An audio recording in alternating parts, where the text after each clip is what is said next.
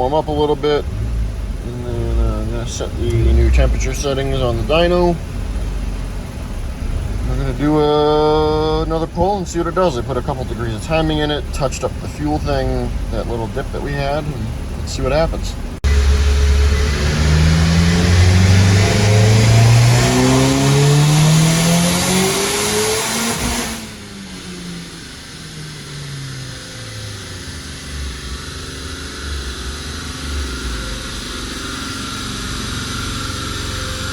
There it is.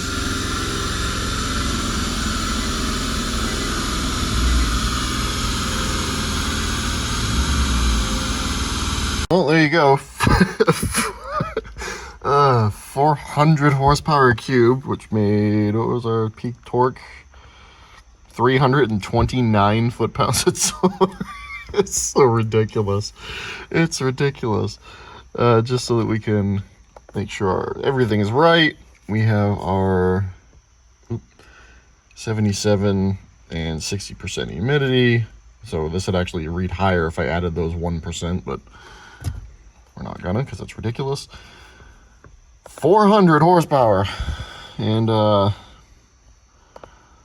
looking at the data log, I had to touch up here. We're actually off the top of my map because I never intended to run this much boost, but it's whatever, because we're done. Like, this is it. Like, no more. It's taking it. I mean, and it can make more. So we're looking at this and notice the horsepower was still climbing. This car is having an issue where at 7,000 RPM, it's losing RPM signal. I got to contact Fuel Tech and see what's going on with that, because this could rev out way higher.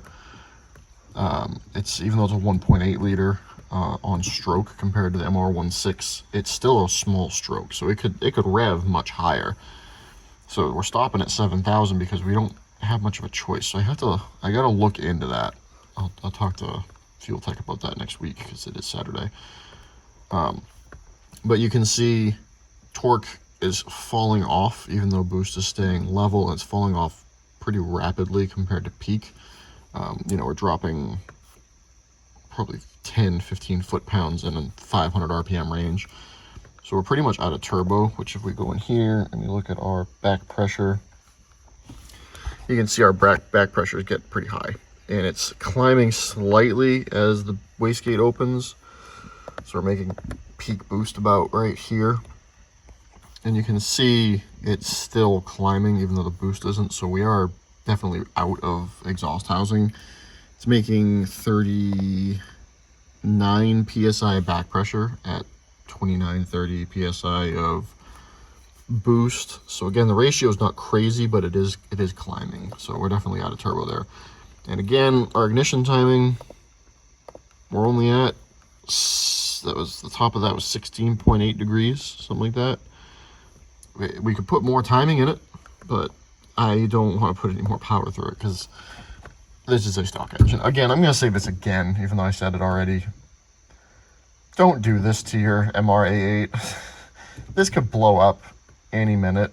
This is not safe. I do not condone doing this. I have the capabilities to replace my own engine and source my own engine, so the average person shouldn't do this. This will eventually huck a rod at that much boost. If I were to do like a 5th gear pull, it would huck a rod. So this is kind of for giggles. But I had planned on doing a lot more video, but everything is great. So we're gonna call it there. We got a 400 horsepower. Go peak. 402 horsepower. 329 foot-pound of torque. Cube. Again, it's a cube. Like, I'm gonna get out and just show this again. This is a cube. This is it's a stock cube. On the outside. Okay, so just for reference, that's stock. That is a stock MR88. Okay, that's stock.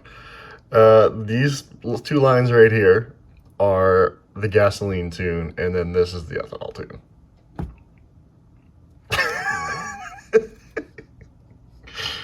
Oh, that's so funny. So we got 110 horsepower out of the box. That's four times the factory horsepower. That's crazy. And the argument that, you know, big turbo means no torque. We're making torque everywhere. Everywhere. On ethanol, look at, we're picking up, that's 20 foot-pounds right there-ish. Like, and you don't have to rev it out that far, so 3,500 right here. Look at that. That's where most people shift when they're putting around. Mind you, it's full throttle, but still.